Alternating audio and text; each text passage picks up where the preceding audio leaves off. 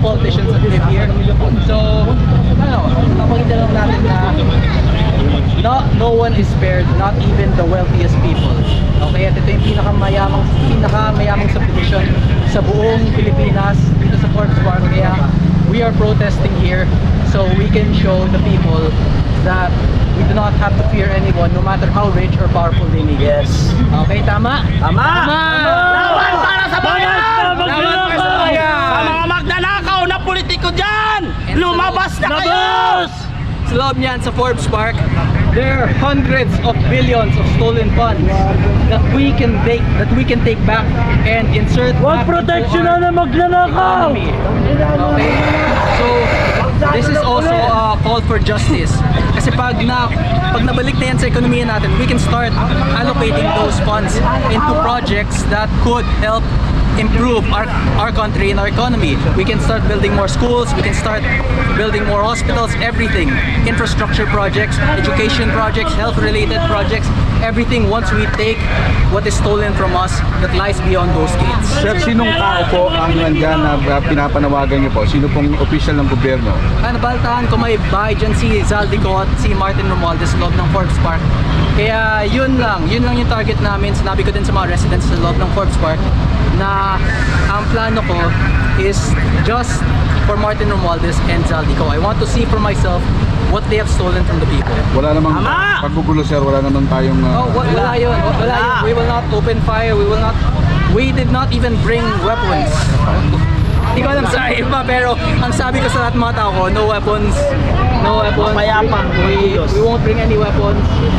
Babaril na kami. Okay lang. Well, the tree of justice, of progress, is nourished by the blood of martyrs. And ganun talaga yun. Minsan, kailangan talaga may mga mamamatay para sa kinabukasan natin. And kung kami yun, that's fine. Because progress cannot be made without sacrifice. Sir, hanggang kailan kayo magpaprotesta? Hanggang bumaba. Hindi lang mababa mga magnanakaw. Kasi may session pa ako bukas eh. Sino mga kasama niyo? Kami lang. Ordinaryong Pilipino. Mga tao namin. Pupunta yung mga Pilipino dito. Nagmamarcho. Ordinaryo! Sumama yung crowd nag-enjoy sila. Na-excite sila sa sumali. They want to be part of it. May gusto kayong panawagan, sir? Sa mga tao? May gusto pa kayong panawagan? The international community. Okay, wait, teka lang. The international community, the Philippine government, the Filipino people has always removed corrupt officials through peaceful protests. Hindi tayo gagaya sa Nepal, hindi tayo gagaya sa mga nangyayari sa ibang bansa. We will do this peacefully. We will get Marcos to resign peacefully, and this is just the first step. Every day from now on, we will be protesting at various subdivisions, yung mga pinakamayamang subdivision kung saan nakatira yung mga congressman, para makita nila na just as the ordinary people, the poor people are afraid to lose their houses during typhoons and earthquakes, ngayon sila naman yung makakaramdam ng feeling na yung kalaban nila, yung mga naghahanap ng hustisya ay nasa labas na ng mga gates. Sir, hindi ba kayo natatakot? Baka balikan kayo ng gobyerno sa ginagawa niyo? Okay lang yun, lahat man tayo mamamatay eh. So you mentioned that this is just the first step. After today, what's next? Bukas mag-rally ulit kami dito sa Forbes Park. Sir, are we expecting na haharapin talaga kayo? Anybody from the Co or the Romualdez dito? Hindi ko alam kasi si John Vic nandito din eh, di ba may mga police siya. Mga 2,000 to 3,000 police mobilized sa Forbes Park pero hindi pa siya lumalabas. I've heard that may headquarters sila doon sa loob, may temporary headquarters sila pero hindi pa siya lumalabas. If John Vic's watching this, I hope he comes out and talks. Sir, dati kinampanya nyo si BBM, tama? So ngayon, nagsisisi ba kayo na kinampanya nyo siya? Hindi naman, kasi yung pag kinumpara mo yung mga speech ni BBM nung 2022 at nung 2025, then they're very different people.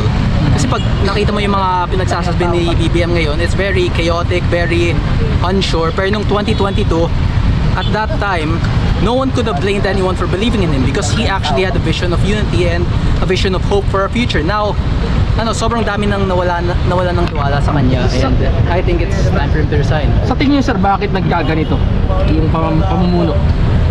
Hindi natin alam. Maybe he just prioritized his own interests and his own family's interests over the interests of the people. Maybe he was a good person back then, pero masyado siyang natakot na baka mapatalsik siya ulit. So he tried to collect all the resources for himself so that he will always have power. hindi natin alam. I can't speak for BBM or in BBM's behalf, but for Marcos, I just hope he starts to understand what the people feel about it. Okay, thank you. Thank you, sir. Thank you. Thank you. Thank Sir, you. another one from me. You're a government official Yes. and apparently you're protesting against the highest executive. Have you given a heads up to other government officials regarding your protest today po? Well, firstly, I'm not the only government official that is protesting. There are plenty of other protesters from different sides of the government. From the Senate, we have people who joined the 3 Peso March, and from Congress as well. So we have different methods, but at the end of the day, what we want is to just get the money of the people back and to imprison those who have Balik niyo yung pera, Sir, uwi na gaano kalakas kami! yung power, I mean yung force ng other government officials or namumuong samahan or grupo against the highest executive po na nagpo-protesta? well, it grows every day. We are growing, and that's what's important. And hopefully, once they see the potential damage corruption is causing our country, our numbers will grow even Bakit more si and more. Romualdez labas dito? Sir, last na from me. The president might be sleeping right now or hindi natin lang kung anong ginagawa niya, but you're here outside protesting. Anything you want to say from him? To him?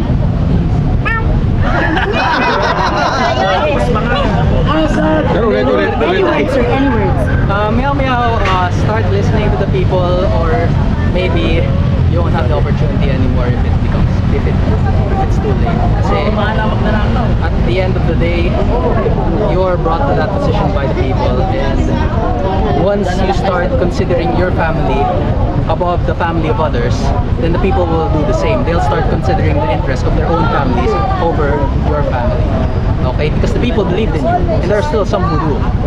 The question here is now, should they continue believing in you? Could you give a reason for the people to continue believing in you? Kasi maraming people sa kanya. We believed in you, all of us did. We all thought you would make things better, but things are not better. Our economy is collapsing. The peso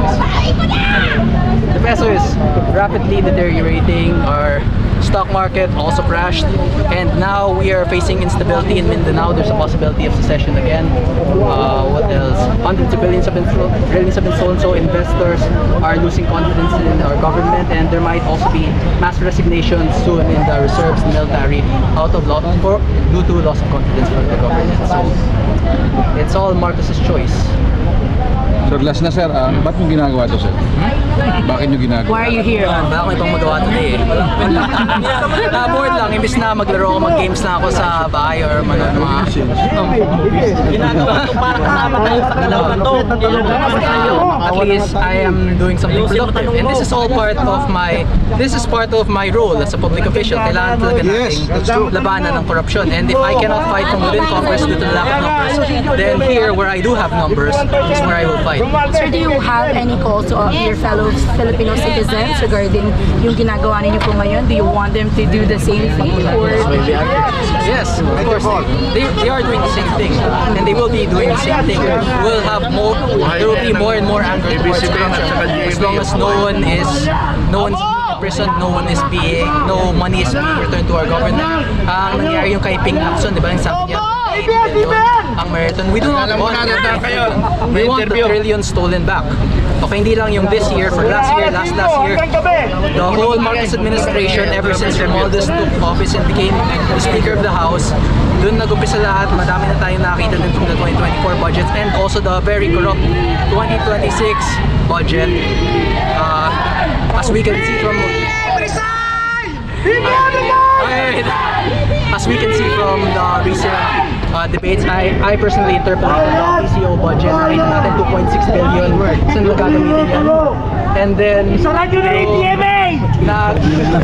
please, Wala kami tiwala sa inyo! as we've also seen, lumabas na sila, the minority is also against the budget plan. There are plenty of congressmen that are starting to become against the corruption of the 2026 budget. So yun, manakaon ulit tayo, then we'll be in the same place next year. And that's what I don't want to happen. That's why gusto ko next year, andun ako nasa bahay lang, naglalaro lang, or nagpapahinga lang, nag-update sa mga evox. I just want to have a happy life, and I would prefer not to be protesting next year again.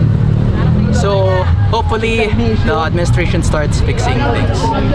Because for the past few months, we have not seen any improvement. If anything, things got worse. Alright. Thank you, sir. Thank you very much. Salamat po. Okay. Thank you, sir. Thank Sir, you yung po. sinabi niyo magpaprotest. Baka gusto niyo sabihin niyo sa mga Pilipino. Surprise kasi ano eh. Ang problema pag sabi natin.